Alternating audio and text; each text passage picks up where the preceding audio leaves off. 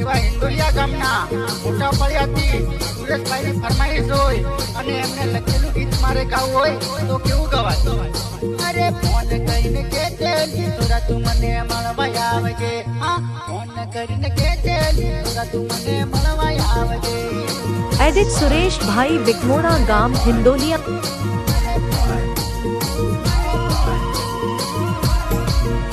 અરે ની આવું તોરી મને સમક લાગે વો, હા હા ની આવું તોરી મને સમક લાગે વો.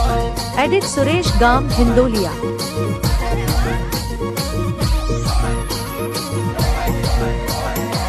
કરીને આવું તારો ઢોસક કરે વો, હા હા કેમ કરીને આવું તારો ઢોસક કરે વો.